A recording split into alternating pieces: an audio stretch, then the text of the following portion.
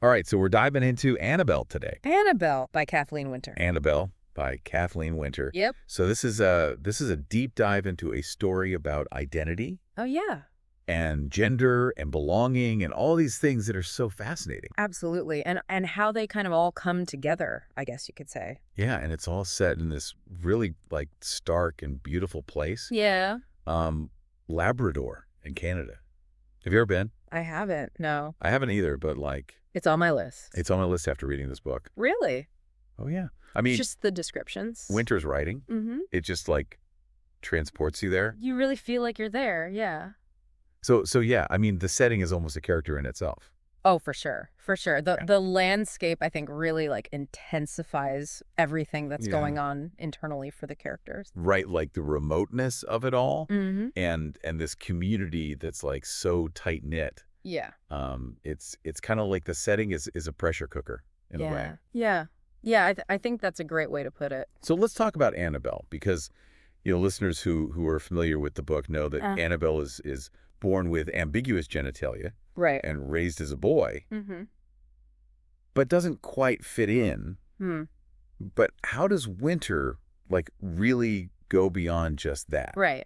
Well, you really get a sense of what it feels like to be Annabel. Yeah. Like as a child in that situation, Yeah. you can really feel the confusion and the fear. And she doesn't shy away from that at all. No, not at all. It's really powerful. It's really powerful, and I think it makes you think about like all those expectations that we put on people, from the moment they're born. Yeah, it's like as soon as we're born, we're assigned a gender. Exactly. And then there's all these expectations and rules and behaviors. Right. And for somebody like Annabel, who doesn't fit neatly into either category, Mm-hmm.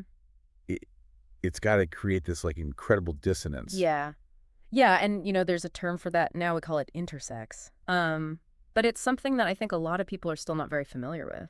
Yeah, I think it really challenges that like male-female dichotomy Mm-hmm. that we just take for granted. For sure, for sure. It makes you really examine those assumptions that we have. Absolutely. Mm-hmm. Yeah. And the book, it doesn't just focus on Annabelle's internal struggles. Right. It also shows us like how everyone else is reacting to this situation. Yeah, how the community responds. Like the parents, Oh, gosh, the parents. like Yeah. they love Annabelle, Of course. but they're also dealing with all this pressure. Right, from society. Yeah, like do they try to hide Annabelle's true nature, Mm-hmm. to try to protect them? Or do they embrace who Annabelle is? Yeah, even if it means like being ostracized or rejected. Right. And the way Winter portrays the community is really interesting too. Yeah. Like it's not just this completely like, one-dimensional villain. Right. There are moments of prejudice and fear, for sure. Yeah. But there's also moments of compassion and curiosity and a real desire to understand. I think there's one scene that really stood out to me Oh, yeah? where a group of kids like discovers Annabelle's secret. Yeah. And their reaction is really interesting. It's not just like pure cruelty or anything. Right. There's also this like sense of awe mixed with confusion. Yeah. It's like a really human response to something that they don't fully understand. And that's what makes Winter's writing so good. Oh, yeah. It would be so easy to just like paint this whole situation in black and white. Totally. But she doesn't. She gives us all these shades of gray. Mm-hmm.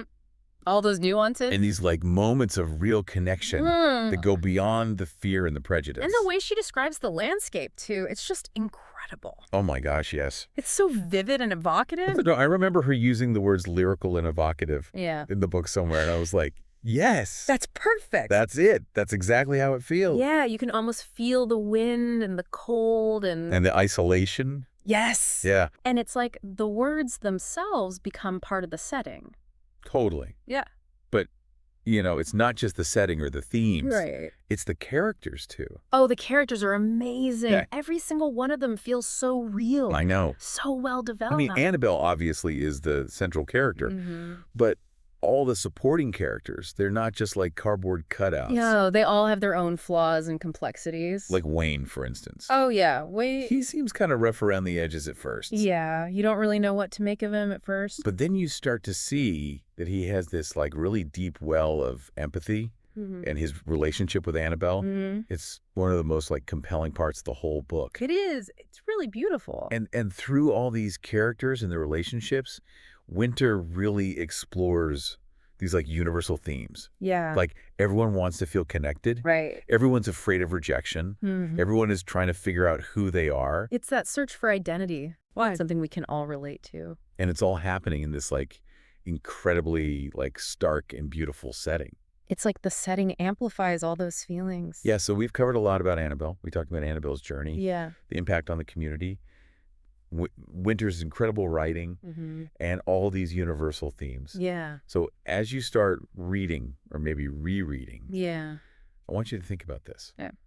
Does the fact that it's set in this remote place like Labrador, does that make Annabel's challenges even harder? Right.